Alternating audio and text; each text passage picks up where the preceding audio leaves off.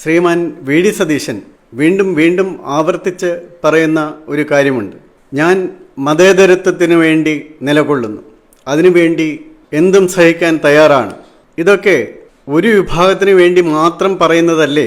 കാരണം ഞാൻ ഇതിനെക്കുറിച്ചൊരു പോസ്റ്റ് ഇട്ടപ്പോൾ ഞാൻ ശ്രദ്ധിച്ചത് അദ്ദേഹത്തെ ടാഗ് ചെയ്യുന്നതിനോ അദ്ദേഹത്തിൻ്റെ കമൻറ്റ് ബോക്സിൽ പോകുന്നതിനോ ഒന്നും സാധിക്കാത്ത വിധത്തിൽ അതെല്ലാം ബ്ലോക്കാക്കിയിട്ടിരിക്കുകയാണ്. അതെന്തൊരു സ്വഭാവമാണ്? അപ്പോൾ അദ്ദേഹം മനസ്സിലാക്കേണ്ടത്, ശ്രീ കെ എം ഷാജി പറഞ്ഞ മതമാണ് മതമാണ് മതമാണ് പ്രശ്നം, അത് ഞങ്ങളുടെ ഐഡൻറ്റിറ്റിയാണ് എന്ന് പറയുന്നതിനെപ്പറ്റി ശ്രീ വി ഡി സതീശൻ ഇതുവരെ ഒരു കാര്യവും പറഞ്ഞു കണ്ടില്ല. അതേപ്പറ്റിയുള്ള അഭിപ്രായം അറിയാൻ താല്പര്യമുണ്ട്. അതുപോലെ തന്നെയാണ് ജമാഅത്തെ ഇസ്ലാമിയുടെ സംസ്ഥാന സെക്രട്ടറിയായ ഷെയ്ഖ് മുഹമ്മദ് കാരക്കുന്ന്.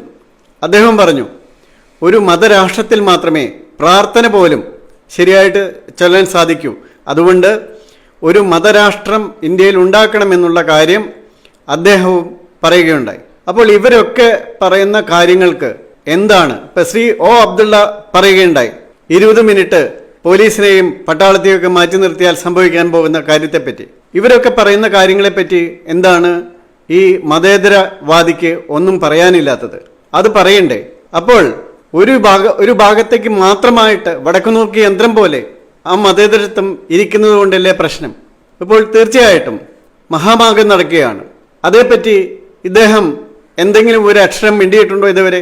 അവിടേക്കൊന്ന് പോയി നോക്കാൻ ശ്രമിച്ചിട്ടുണ്ടോ? എന്താണ് അവിടെ 10,000 വന്ന് കൂടുന്നത്? അത് വെറും 15 or 20 ദിവസം കൊണ്ട് അത് സംഘടിപ്പിച്ച് ഈ രീതിയിൽ ജനങ്ങളിൽ അത്രയധികം താല്പര്യമുളവാക്കി കേരളത്തിൻ്റെ ഹൈന്ദവ സംസ്കാരം ഊർജം പുനരുപജീവിച്ച് കൊണ്ടുവരുന്ന ഒരു സംഗതിയാണ്. അതേപ്പറ്റി ഒന്നും പറഞ്ഞില്ല. അതിന് സർക്കാർ ആദ്യം തടയിടാൻ നോക്കിയപ്പോൾ അതേപ്പറ്റി ഒന്നും പറഞ്ഞില്ല. തമിഴ്നാട്ടിലെ തിരുമൂർത്തി മലകളിൽ നിന്ന് ഉത്ഭവിക്കുന്ന ഭാരതപ്പുഴയുടെ അവിടെ നിന്ന് രഥയാത്ര നടത്താനായി യാതൊരു തടസ്സങ്ങളും ഇല്ലാതെ വരുന്ന വാഹനത്തിന് പോലും അനുമതി നിഷേധിച്ചപ്പോൾ അതേപ്പറ്റി ഒന്നും പറഞ്ഞില്ല. അപ്പോൾ ഒരു ഭാഗത്തേക്ക് മാത്രം നോക്കിയിരിക്കുന്ന ഒരു മതേതരത്വമാണിത്. ഇതാണ് ഞാൻ പറഞ്ഞത്, വ്യക്തിപരമായിട്ടുള്ള വിരോധമൊന്നുമല്ല, പക്ഷേ പ്രശ്നാധിഷ്ഠിതമായിട്ട് തന്നെയാണ്.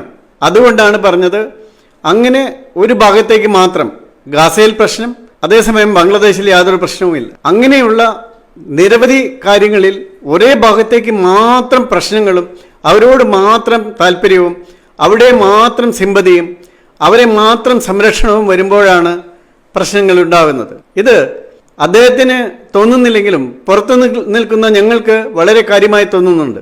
അതുകൊണ്ടാണ് വീണ്ടും ഒരിക്കൽ കൂടി ഒരു വീഡിയോ വഴി ചോദിക്കുന്നത്, ഇത്തരം കാര്യങ്ങളിൽ അങ്ങേക്ക് എന്താണ് പറയാനുള്ളത്? എന്തെങ്കിലും ഒരു അഭിപ്രായം പറയൂ.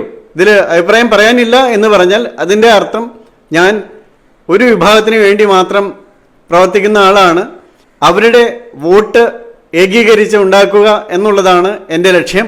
മറ്റുള്ളതൊക്കെ സ്വാഭാവികമായിട്ടും വരേണ്ടത് വന്നുകൊള്ളും. അവർക്കൊന്നും കൊടുക്കേണ്ട ആവശ്യമില്ല, അവരെ സംരക്ഷിക്കേണ്ട ആവശ്യമില്ല, അവരുടെ കാര്യം ഒരിക്കലും എങ്ങും പറയേണ്ട ആവശ്യമില്ല എന്നാണ് ഉദ്ദേശിക്കുന്നതെന്ന്. അതാണ് ഞാനതിൽ നിന്ന് മനസ്സിലാക്കുക.